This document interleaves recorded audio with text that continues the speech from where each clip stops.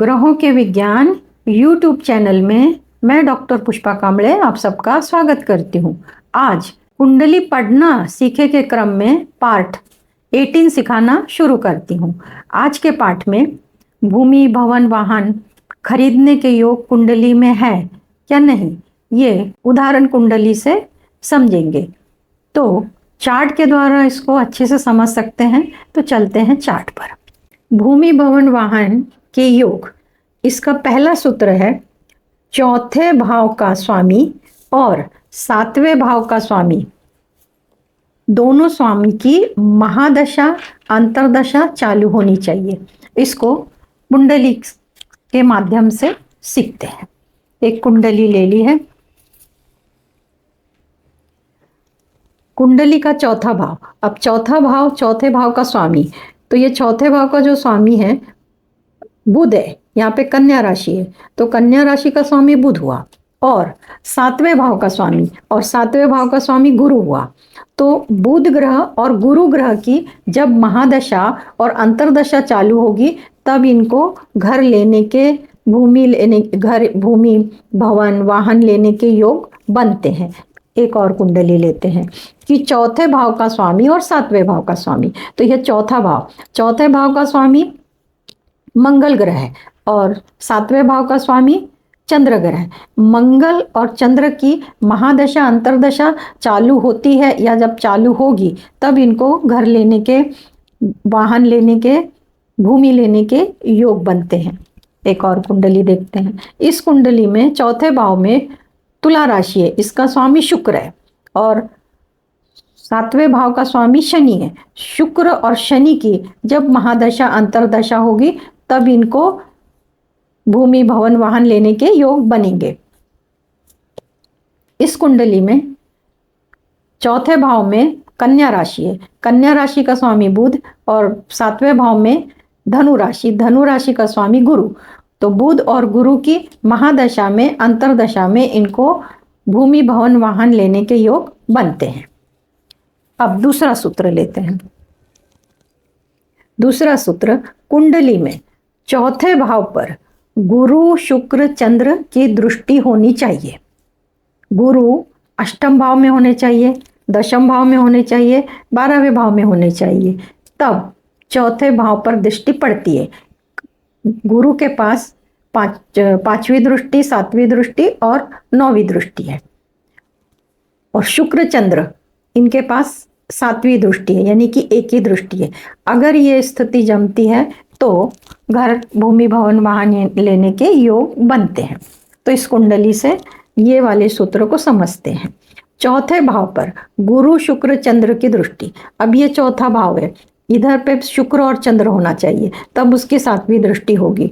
और गुरु अष्टम भाव में होगा, 1 2 3 4 5 6 7 8 9, तो गुरु की दृष्टि 9वीं पड़ेगी। जब गुरु 10वें भाव में होगा तो 1 2 3 4 5 6 7, सातवीं दृष्टि पड़ेगी। जब गुरु 12वें भाव में होगा तो 1 2 3 4 5, तो गुरु की 5वीं दृष्टि पड़ेगी। तो इस कुंडली में गुरु शुक्र चंद्र तीनों का संबंध नहीं है, तो इस कुंडली में वैसे योग नहीं दिख रहा है। अब ये सूत्र को दूसरे कुंडली में लगाते हैं। चौथे भाव में मंगल की राशि है मेष राशि, शुक्र चंद्र के पास एक ही दृष्टि है, तो शुक्र चंद्र इधर चाहिए, तो शुक्र चंद्र 10वें भाव में नहीं है। अब गुरु अष्टम में चाहिए, दशम भाव में चाहिए और 12वें भाव में, तब जाके यहाँ पे दृष्टि पड़ती है। तो इनका गुरु किधर है, तो लगन में है, तो इस भाव पे गुरु की भी दृष्टि नहीं है और शुक्र चंद्र की भी दृष्टि नहीं है। ये वाला सूत्र इस कुंडली में लागू नहीं पड़ता है। अब इस कुंडली में चंद्र है, चंद्र की सातवीं दृष्टि पड़ रही है, परंतु गुरु और शुक्र, तो शुक्र के पास एक ही दृष्टि है, वो धन भाव को दिख रहा है, इस भाव पे नहीं है। और गुरु 1 2 3 4 5, गुरु के पास 5वीं दृष्टि है पर वो तृतीय भाव को देगा, चतुर्थ भाव पे पड़ रही है। हाँ, यहाँ पे कुछ अंश में योग बन रहे हैं, चंद्र बना सकता है, आगे देखेंगे। ये वाली कुंडली में देखते हैं कि चंद्र और शुक्र की सातवीं दृष्टि चौथे भाव पे चाहिए और गुरु की दृष्टि कहीं से, तो गुरु तो यहाँ पास में है तो गुरु की दृष्टि तो नहीं पड़ेगी। चंद्र और शुक्र, चंद्र की 7वीं दृष्टि है शुक्र की यहाँ पे, चौथे घर पे ये दोनों ग्रह की नहीं पड़ रही, तो ये वाला सूत्र इस कुंडली में नहीं लग रहा।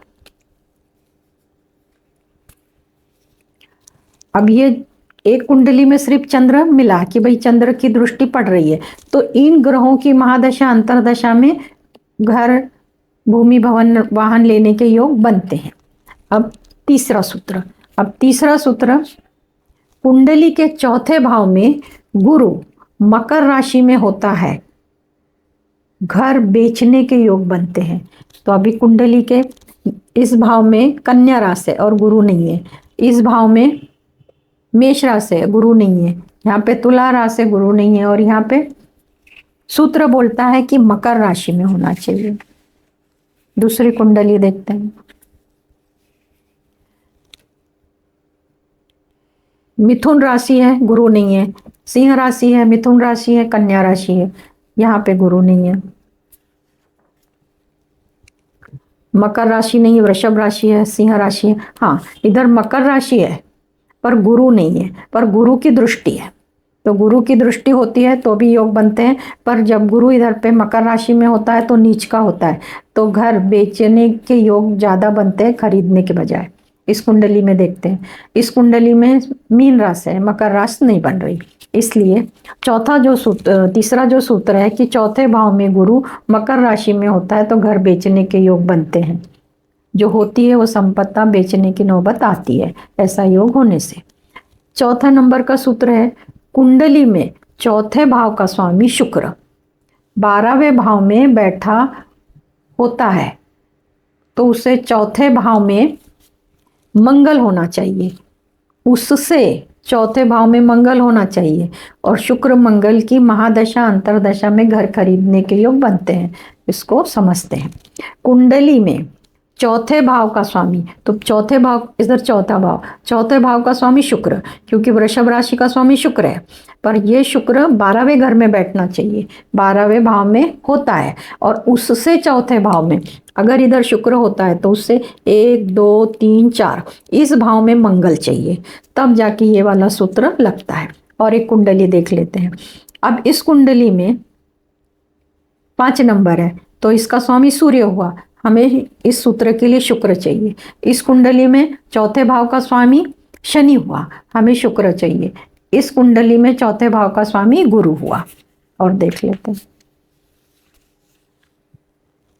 इस कुंडली में मिथुन राशि है, इसमें सिंह राशि है, इधर मिथुन है इधर सिंह है, और देख लेते हैं। नहीं, एक इनमें से कोई कुंडली में एक ही वृषभ राशि की कुंडली थी पर वहां पे शुक्र 12वें घर में नहीं था, पर सूत्र आपको समझ में आ गया। यहाँ पे वृषभ राशि हो या तुला राशि हो, उसका स्वामी 12वें घर में बैठे और यहाँ से 1 2 3 4 चौथे घर में मंगल बैठे, तब मंगल की और शुक्र की महादशा और अंतरदशा में घर खरीदने के योग बनते हैं। 5वां सूत्र, कुंडली में चौथे भाव में गुरु कर्क राशि में होता है तो गुरु की महादशा अंतरदशा में घर बनता है। अब चौथे घर में यहाँ पे कर्क राशि नहीं है, मिथुन राशि है, इधर सिंह राशि है, इधर मिथुन है, इधर कन्या है, इधर वृषभ है, सिंह है, इधर इनमें से कोई कुंडली में कर्क राशि चतुर्थ भाव में नहीं है। अगर इधर पे चतुर्थ 4 नंबर लिखा है और वहां पे गुरु लिखा है तो ऐसे अवस्था में इस महादशा में उनका घर होता ही है और उनको मिलना ही है वो घर। 6वां नंबर का सूत्र है, कुंडली में चौथे भाव में कर्क राशि, चौथे भाव में 4 नंबर की राशि हो और चंद्रमा स्व राशि का, यानी कि चंद्रमा वहीं बैठो, जब 4 नंबर है तो चंद्रमा की वो स्व राशि है, पर अगर चंद्रमा उच्च राशि का, तो अगर 2 नंबर की जहाँ पे राशि लिखी है वहाँ पे चंद्रमा बैठता है तो उच्च का हो जाता है। और मित्र राशि में यानी कि धनु राशि में, मीन राशि में वो मित्र राशि का होता है। ऐसी राशियों में वो एक तो केंद्र में चाहिए या तो कोण में चाहिए। केंद्र को 1 5 9 और कोण 1 5 9 कोण बोलते हैं, और बीच के 1 4 7 10 को केंद्र बोलते हैं। इस भाव में अगर चंद्रमा बैठता है तो भूमि भवन वाहन खरीदने के योग बनते हैं। परंतु जब चंद्रमा यहाँ पे बैठता है, परंतु उसका संबंध शुक्र के साथ होना चाहिए। इधर पे 4 नंबर है और चंद्रमा धनु राशि में बैठा है या मीन राशि में बैठा है, परंतु उसका संबंध शुक्र से होना चाहिए। तो शुक्र केंद्र में हो, शुक्र सामने से दृष्टि डाले, दृष्टि संबंध हो या युति में हो, तब जाके ये योग होगा। पर शुक्र का संबंध दृष्टि युति से होना चाहिए। 7वां सूत्र, लाभ भाव का स्वामी। अब कुंडली में लाभ भाव कहाँ से देखते हैं? तो लाभ भाव इस 11वें घर से देखते हैं, इसको लाभ भाव कहते हैं। तो लाभ भाव का स्वामी चौथे भाव में और चौथे भाव का स्वामी लग्न में, और इनका मंगल से संबंध होना चाहिए। तो अब ये 11वें भाव का स्वामी चौथे भाव में और चौथे भाव का स्वामी लग्न में और मंगल ग्रह का संबंध होना चाहिए।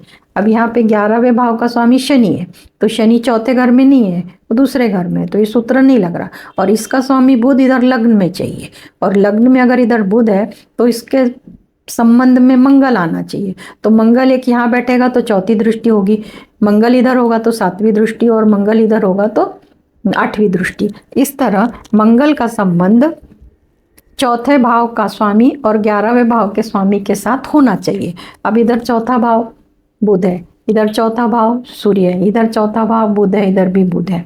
राशि के अनुसार चौथे भाव के स्वामी बदल जाएंगे, ये भी समझना बहुत जरूरी है।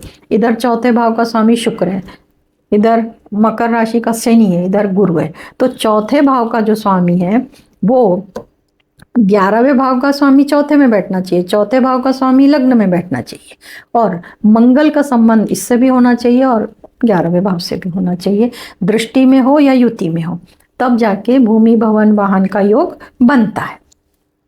8वां नंबर का सूत्र, चौथे भाव का स्वामी और मंगल लग्न और लग्नेश बलवान होना चाहिए।